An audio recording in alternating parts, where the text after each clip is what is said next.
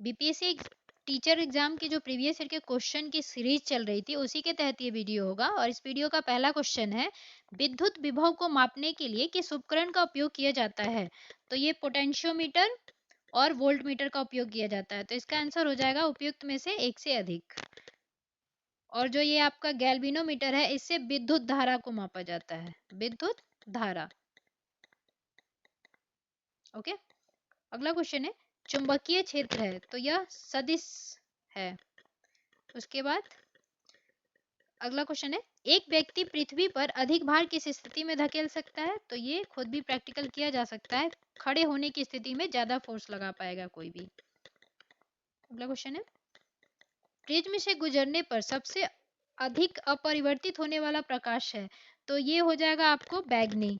ध्यान रखिएगा, इसका जो एक शॉर्ट फॉर्म होता है विबग्योर, ठीक है, VIBGYOR। तो सबसे कम कौन विचलित होता है? तो ये होता है जो सबसे कम रिफ्रैक्ट होता है, वो है रेड लाइट। ठीक है, तभी हम डेंजरस के लिए रेड लाइट का यूज करते हैं, लाल कलर। अगला है, मिट्टी के तेल के बर्तन में बर्फ का एक टुकड़ा डाला जाता है। बर्फ के पिघलने पर मिट्टी के तेल की सतह जो होगी वो उठेगी, गिरेगी या वैसी ही रहेगी?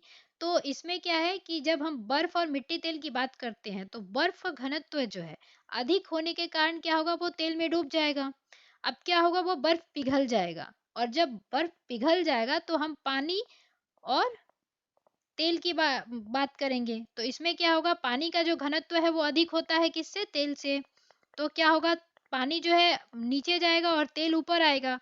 तो इससे क्या होगा कि वो पानी का स्तर बढ़ेगा तो वो गिरेगा। तो इसका आंसर हो जाएगा आपको गिरेगी। ठीक है, अगला है, निम्नलिखित में से किसका पीएच 7 से अधिक है?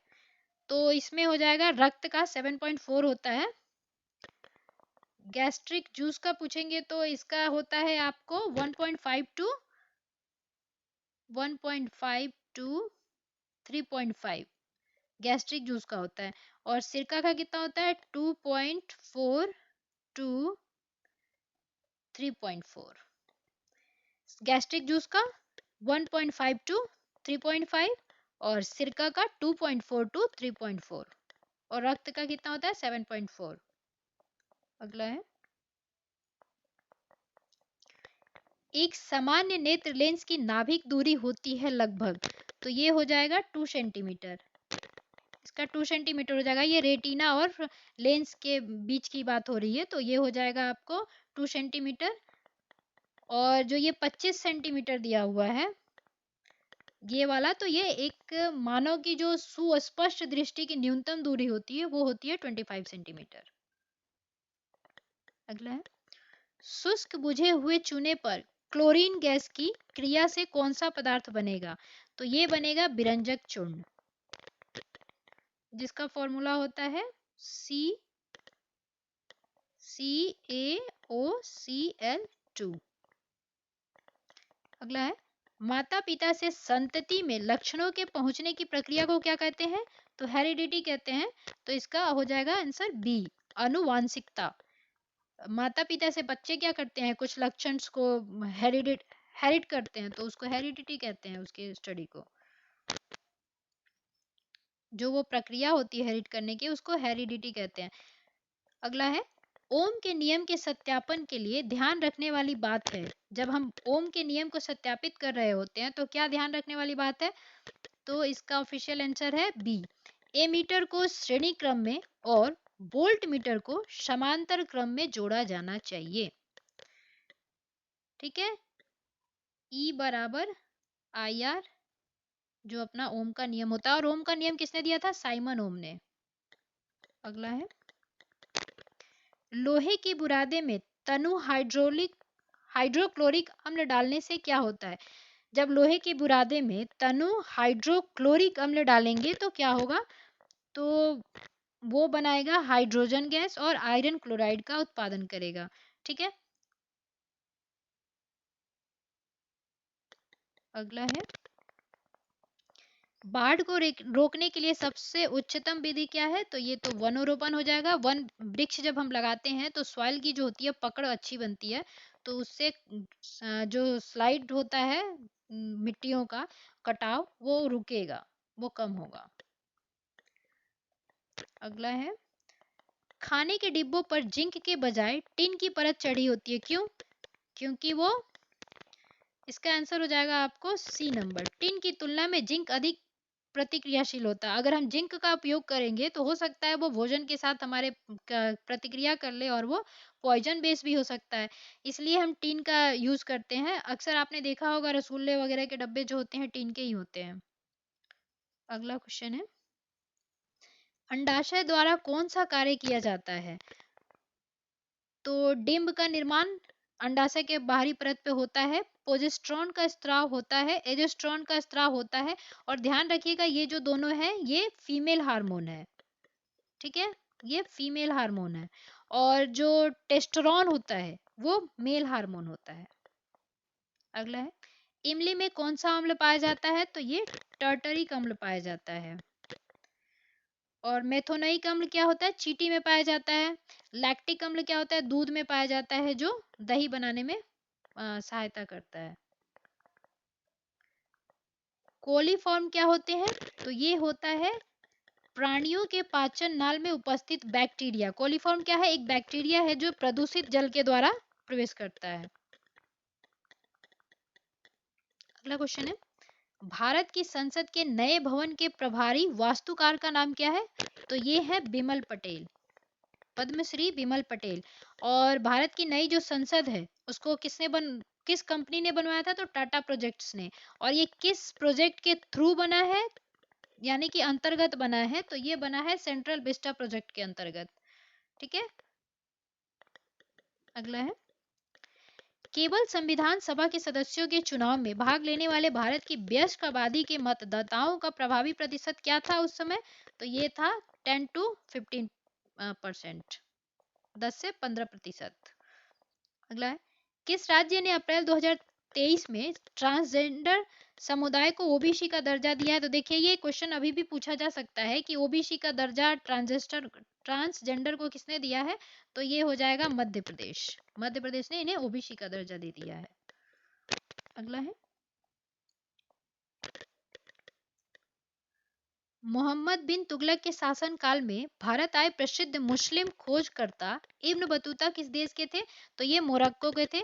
और इनकी एक बुक थी रहला, जो इनकी एक यात्रा वृतांत थी। रहला क्या है? यात्रा वृतांत है, ठीक है।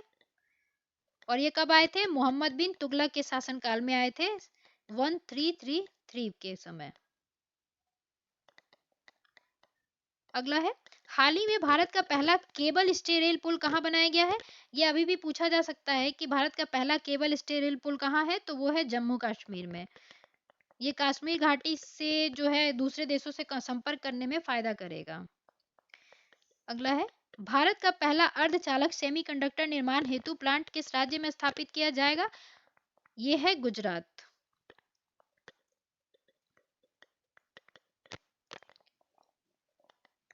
अगला क्वेश्चन है, 1917 में चंपारण सत्याग्रह के दौरान भारत में गांधी के जीवन पर पहले ज्ञात प्रयास के पीछे कौन था? तो ये थे इरविन। महात्मा गांधी ने 1917 में चंपारण सत्याग्रह किया था बिहार में। अगला है, निम्नलिखित में से कौन सा देश हाल ही में गठित I2U2 ग्रुपिंग का सदस्य है? तो देखिए इसमें तीन तो दिया है, भारत, इजराइल, संयुक्त अरब अमीरात, और एक हो जाएगा यूनाइटेड स्टेट, ठीक है। यूनाइटेड स्टेट हो जाएगा आपका। जो ये यू यू दो है ना, तो एक हो जाएगा संयुक्त अरब अमीरात और एक हो जाएगा यूनाइटेड स्टेट। और ये कब बना था? तो ये बना था, आपको मिटा देती हूँ, ये बना था आपको अक्टूबर 2021 में, लिख देती हूँ, अक्टूबर 2021 में, ठीक है। अगला है, छोटा नागपुर क्षेत्र के मुंडा और संथाल निम्नलिखित में से किस पेड़ की पूजा करते हैं? तो ये करते हैं कदम्ब की पूजा, ठीक है। और सिंधु घाटी के लोग किसकी पूजा करते हैं? तो सिंधु घाटी के लोग पीपल की पूजा करते हैं, करते थे, पीपल की पूजा करते थे। ये भी क्वेश्चन पूछा हुआ है इसलिए मैंने बता दिया। अगला है, निम्नलिखित में से किसकी खेती जायद के मौसम में की जाती है? तो जायद की जो खेती होती है वो कब की जाती है? आपकी रबी फसल और जो खरीफ फसल होता है उसके बीच जो समय अंतराल बचता है उसके बीच की जाती है। तो उसमें खरबूजा, खीरा, तरबूज, ककड़ी ये सब आते हैं। तो इसमें क्या हो जाएगा? उपयुक्त में से एक से अधिक। और इनके अंदर जो होता है शुष्क हवाओं को सहने की क्षमता होती है और ये तेज गर्मी में ही होता है, तो इसको ग्रीष्म फसल भी कहा जाता है जायद फसल के साथ साथ। अगला है, भूकंप के संबंध में निम्नलिखित में से कौन सा कथन सत्य है? तो कथन पढ़ते हैं। पी तरंगे अनुप्रस्थ तरंगे हैं? नहीं, ये अनुदैर्ध्य तरंगे होती हैं जो प्राथमिक तरंगे के नाम से जानी जाती है। आपको पता होगा भूकंप के मतलब क्षेत्र में पी एस एल जो तरंगे होती हैं वो पढ़ी जाती हैं, जो प्राथमिक होता है, द्वितीयक होता है और सतही तरंगे होता है। तो ये दोनों अनुप्रस्थ होती हैं और ये अनुदैर्ध्य होता है। उसके बाद है आपका अगला क्वेश्चन। अगला क्वेश्चन है ऑप्शन है, धरातल पर उद्गम केंद्र के ऊपर के स्थान को अधिकेंद्र कहते हैं। हाँ, ऊपर के जो स्थान होता है उसको अधिकेंद्र कहते हैं, और जहां से भूकंप स्टार्ट होता है उसको क्या कहते हैं? हाइपोसेंटर कहते हैं। ठीक है, हाइपोसेंटर। और जो आपका जानवर, अगला ऑप्शन है सी नंबर, जानवरों के व्यवहार का अध्ययन स्थानीय लोगों द्वारा अपनाई गई भूकंप की भविष्यवाणी के तरीकों में से एक है।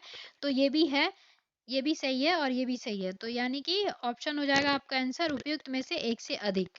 और ये जो जानवरों का है ये शायद जो इंफ्रासोनिक आवाज होती है उसको सुन पाते हैं 20 हर्ट्ज से जो कम होती है।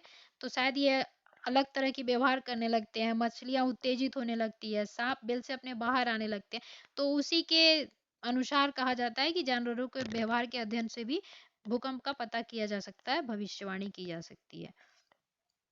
अगला है, निम्नलिखित में से कौन सा कथन उत्तरी अमेरिका महाद्वीप की लेक सुपीरियर के संबंध में सत्य है? तो पहला है, यह विश्व के खारे जल के सबसे बड़ा झील समूह है। नहीं, ये मीठे जल की है। ये क्या है? मीठे जल की है। ये क्या है? मीठे जल की है। मीठे जल की है। बी नंबर ऑप्शन है, यह कनाडा और यूएसए के मध्य भौगोलिक सीमा बनाती है। तो ये बनाती है, तो ये सही है। उसके बाद ये गलत है, तो इसका आंसर हो जाएगा बी। और ये भी ध्यान रखिएगा, ये 5 झील होती हैं, तो वो होती हैं, जैसे शॉर्ट फॉर्म याद रखिएगा, OEHMS। ओ से ओंटेरियो हो जाएगा, ई से एरी हो जाएगा, एच से ह्यूरॉन हो जाएगा, एम से मिशिगन हो जाएगा और एस से सुपीरियर लेक हो जाएगा। सबसे बड़ा लेक कौन सा है? सुपीरियर है, और सबसे छोटा ओंटेरियो है। ठीक है, और जो ये मिशिगन लेक है वो जो है एक अकेला अमेरिका में, पूर्ण रूप से अमेरिका में स्थित है। पूछा जाता है ये क्वेश्चन। आकार और माप में समानता के कारण किस ग्रह को पृथ्वी का जुड़वा ग्रह कहा जाता है? तो ये तो पता ही होगा, बेसिक क्वेश्चन है। शुक्र ग्रह को, इसको भोर का तारा, शाम का तारा और सबसे चमकीला तारा भी कहते हैं। अगला क्वेश्चन है, निम्नलिखित में से कौन सा देश अमेजन नदी बेसिन का हिस्सा है? तो इसमें हो जाएगा, अर्जेंटीना नहीं है, चिली नहीं है, वेनेजुएला हो जाएगा। देखिए, दक्षिणी अमेरिका कुछ ऐसा ही आकार का है, उतना ठीक से नहीं बना है, फिर भी ये वाला एरिया जो है अमेजोन के बेसिस पे है। तो इसमें कौन सा आ जाएगा? ब्राजील, वेनेजुएला, इक्वाडोर, ये पेरू, ये सब जो हो जाएंगे आपके अमेजोन नदी के बेसिन के हिस्सा हैं। और अमेजोन नदी कहाँ से निकलती है? तो ये निकलती है, अमेजोन नदी जो है कहाँ से निकलती है? एंडीज पर्वत से निकलती है, जो विश्व की सबसे लंबी श्रृंखला वाली पर्वत है। ठीक है, एंडीज पर्वत से निकलती है, और ये जाती गिरती कहाँ है? मिल जाती है अटलांटिक महासागर में।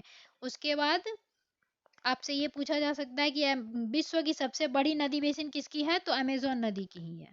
ठीक है, अगला क्वेश्चन है, निम्नलिखित में से कौन सा विकल्प पृथ्वी की सतह से शुरू होकर वायुमंडल की परतों का सही क्रम है? तो वायुमंडल की परतों का सही क्रम बताना है, तो इसमें पहला ही आंसर सही हो जाएगा, ऑप्शन क्षोभ मंडल, सप्ताप मंडल, मध्य मंडल, ताप मंडल, बहिर्मंडल। अगला है, स्थानांतरणशील कृषि के स्थानीय नाम और संबंधित देश का सही युग्म है। चेन्ना, तो ये चीन में कहा जाता है, ये बांग्लादेश नहीं, ये चीन में कहा जाता है। ठीक है, बांग्लादेश में इसको झूम खेती से कहा जाता है। बांग्लादेश में क्या कहा जाता है? झूम खेती, झूम खेती। और मिल्पा रेडोशिया नहीं, इंडोनेशिया और मलेशिया के बीच होता है। इंडोनेशिया और मलेशिया को में मिल्पा कहा जाता है स्थानांतरणशील कृषि को। और लदाख मलेशिया सही है और ये गलत है, तो इसमें आंसर हो जाएगा आपको सी नंबर। और ये भी याद रखिएगा कि इसको मध्य प्रदेश में जो झूम खेती है उसको मध्य प्रदेश में बेबार या दहिया के नाम से भी जाना जाता है। आंध्र प्रदेश और उड़ीसा में इसको पोंदू के नाम से जाना जाता है और झारखंड में इसको कुरुआ के नाम से जाना जाता है। ठीक है, ये जो स्थानांतरणशील कृषि है उसे। फिलहाल इसका आंसर आपको समझ आ गया होगा कौन सा होगा, लदांग मलेशिया। ठीक है, क्योंकि चेन्नई चीन, बांग्लादेश झूम खेती। अगला है, यदि ग्रीन बीच में दोपहर के 12 बजे हैं तो ग्रीन बीच के 30 डिग्री पूर्व में क्या समय होगा? तो धरती का जो अपना मूवमेंट है वो पूर्व से पश्चिम की ओर होता है। ठीक है, तो इसमें जो हो जाएगा 1 डिग्री बराबर हो जाता है 4 मिनट। ठीक, तो ये 30 डिग्री बराबर क्या हो जाएगा, क्योंकि 12 बजे हैं तो 30 डिग्री बराबर क्या हो जाएगा आपको, ये हो जाएगा 30 इंटू 4 120 मिनट्स, जिसका मतलब हो गया 2 आवर, यानी कि 12 के बाद क्या हो जाएगा, दोपहर के 2 बजे होंगे। अगला है, महासागरीय प्रॉपर्टी के मुख्य खनिज घटक क्या हैं? यहाँ दिया है महासागरीय प्रॉपर्टी, तो इसका हो जाएगा मैग्नीशियम और सिलिका। ठीक है, ये हो जाएगा सीमा के नाम से भी इसे जाना जाता है, शॉर्ट फॉर्म। और जब आपको महाद्वीपीय पूछे, महाद्वीपीय, ठीक है, महाद्वीपीय पूछे तो ये हो जाएगा सिलिका और एल्यूमिनिया, सीमा। ध्यान रखिएगा, महाद्वीपीय सिलिका एल्यूमिनिया, महासागरीय सिलिका मैग्नीशियम। अगला हो जाएगा, निम्नलिखित में से कौन सा मल्चिंग शब्द की व्याख्या करता है? तो ये जो मल्चिंग है वो किसान लोग करते हैं क्योंकि उससे सॉइल की जो उर्वरा शक्ति होती है वो बढ़ती है। तो ये क्या हो जाएगा, फसलों के बीच खाली जमीन को पुआल जैसे जैविक पदार्थ की परत से ढकना, पत्ते वगैरह से वो लोग ढक देते हैं, तो उसी को मल्चिंग कहते हैं, उस प्रक्रिया को। अगला है, भारत के खनिज तेल पेट्रोलियम उत्पादक क्षेत्र और इसकी अवस्थितियों का सही क्रम बताना है। तो सुरमा घाटी असम में है, असम में ही पहली पेट्रोलियम उत्पादक क्षेत्र है जो कि डिगबोई है। दूसरा है लुनेज क्षेत्र, गुजरात में, सही है, ये भी सही है। और गुजरात में एक और है अंकलेश्वर जो कि बहुत फेमस है, वो भी पेट्रोलियम उत्पादक क्षेत्र है, अंकलेश्वर। और डिगबोई असम बता दिया, केजी बिशन बंगाल की खाड़ी, सही है। तो इसका आंसर हो जाएगा उपयुक्त में से एक से अधिक। अगला है, जवाहरलाल नेहरू की अस्थाई सरकार में श्रम मंत्री कौन था? तो श्रम मंत्री थे आपके जगजीवन राम। अगला है, 1918 के किस महीने में चंपारण कृषि कानून, चंपारण एग्रीरियन एक्ट भी कहते हैं इसको, यूरोपीय नील बगान के स्वामी के विरुद्ध पारित हुआ था? तो ये हुआ था आपको 4 मार्च 1918 को। ये कब हुआ था? 4 मार्च 1918 को, जो कि ऑप्शन में नहीं है, तो इसलिए इसमें से आंसर हो जाएगा उपयुक्त में से कोई नहीं। अगला क्वेश्चन है, a bunch of old letters का लेखन डॉक्टर राजेंद्र प्रसाद ने नहीं, जवाहरलाल नेहरू ने किया था जब जेल में थे वो, तो अपनी बेटी के लिए किया था उन्हें, जवाहरलाल नेहरू ने। ठीक है, इंदिरा गांधी के लिए उन्होंने लिखा था। व्यक्तिगत सत्याग्रह में ब्रह्मदत्त दूसरे सत्याग्रही थे? तो नहीं, ये ब्रह्मदत्त जो थे तीसरे सत्याग्रही थे, तो ये भी गलत हो जाएगा। और पहले सत्याग्रह इसमें जो व्यक्तिगत सत्याग्रह है उसके पहले जो थे विनोबा भावे थे, और दूसरे सत्याग्रही जो थे जवाहरलाल नेहरू थे, और ये ब्रह्मदत्त जो थे तीसरे सत्याग्रह थे। ठीक है, थर्ड थे। अगला है सी नंबर ऑप्शन, सुभाष चंद्र बोस ने द इंडियन स्ट्रगल का लेखन किया था? तो ये सही हो जाएगा आपका। तो आंसर इसका कौन सा हो गया? C number.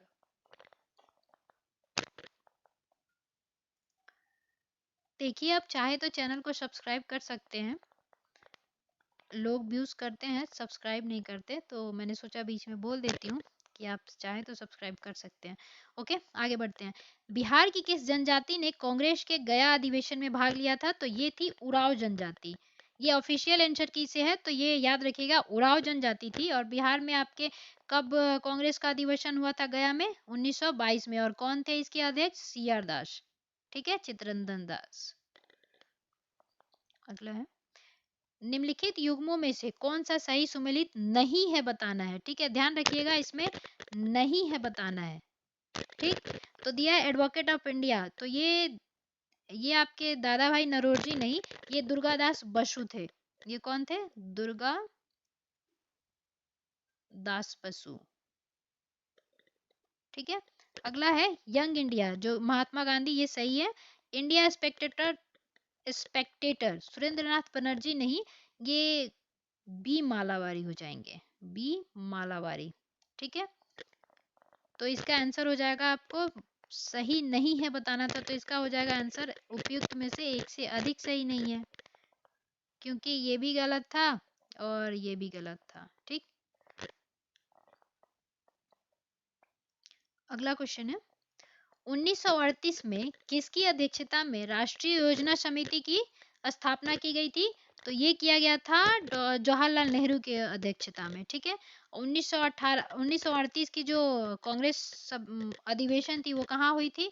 हरिपुरा गुजरात में हुआ था। ठीक है, कहाँ हुआ था? हरिपुरा गुजरात। और इसके अध्यक्ष कौन थे? तो सुभाष चंद्र बोस थे। ठीक है, ये जो ऑप्शन दिया है बी वाला वो हो जाएंगे। तो इस आंसर का, क्वेश्चन का आंसर क्या हो जाएगा? योजना समिति के अध्यक्ष कौन थे? जवाहरलाल नेहरू। ध्यान रखिएगा। अगला है, Mahatma Gandhi and Bihar some reminiscences पुस्तक के लेखक कौन है? तो ये तो बहुत बार क्वेश्चन पूछा जा चुका है, डॉक्टर राजेंद्र प्रसाद। और भी इनकी बुक्स हैं जो बहुत इंपॉर्टेंट है, बार बार पूछा जाता है एग्जाम में, जैसे कि इंडिया डिवाइडेड और महात्मा गांधी के कदमों में। ठीक है, अगला है, किस आंदोलन के प्रभाव में आकर बिहार के लोगों ने चौकीदारी कर देने से इनकार किया था? तो ये सविनय अवज्ञा आंदोलन हो जाएगा। और ये कब की बात है? 1930 की बात है।